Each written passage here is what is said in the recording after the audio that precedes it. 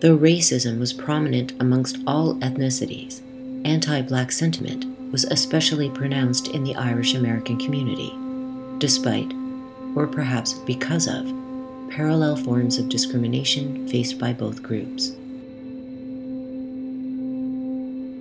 From the beginnings of the colonial era, Irish immigrants had existed at the very bottom of white society.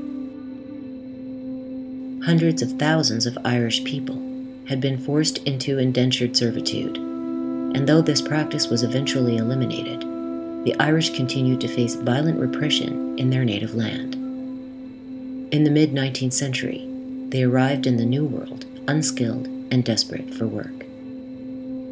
Brutal poverty became the norm. One study estimated that 80% of babies born to 19th century Irish immigrants in New York died while in infancy. Irish women mostly worked as servants or prostitutes, while males were stereotyped as violent criminals. The term paddy wagon, slang for police car, derives from the ethnic slur paddy, which in turn derives from the common Irish name Patrick.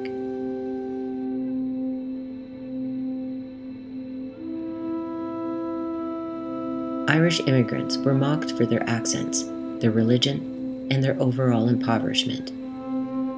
They were also amongst the first ethnic groups in the United States to form labor unions.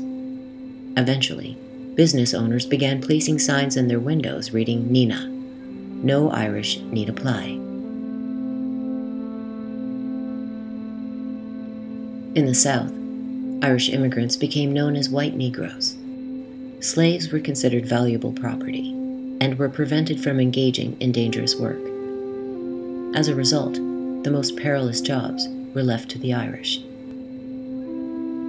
One businessman explained, "Negroes are worth too much to be risked here.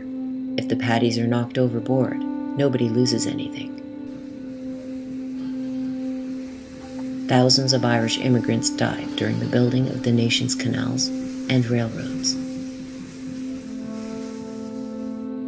The great American abolitionist, Frederick Douglass, became especially attuned to conflicts between Irish and African Americans.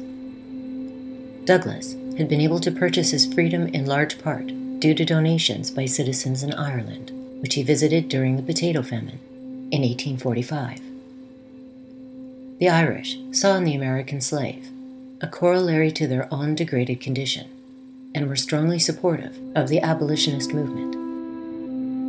In the United States itself, it was a different story.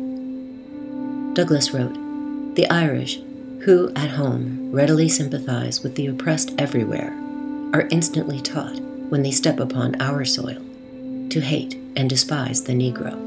The cruel lie is told them that we deprive them of labor and receive the money that would otherwise make its way into their pockets." Yet the competition created by employers was real. African Americans were often forced into conflict with low-status white immigrants for work, and were sometimes used as strikebreakers. Only 4 months before the draft riot, Black workers were used to derail a strike of mostly Irish longshoremen on the docks of New York. A major theme in the propaganda against the abolitionist movement was that free Black men would depress the wages of white workers. In 1860, General Leslie Combs warned at a Democratic meeting, "The unemployed slaves will be found among you in sufficient numbers to compete with you at your wharves and your docks, and in every branch of labor in which white people alone are now employed." Following the Civil War, whites of all ethnicities were encouraged by Southern elites to unite against Reconstruction, the inspiring but failed attempt by African Americans to achieve social, economic, and political equality in the South.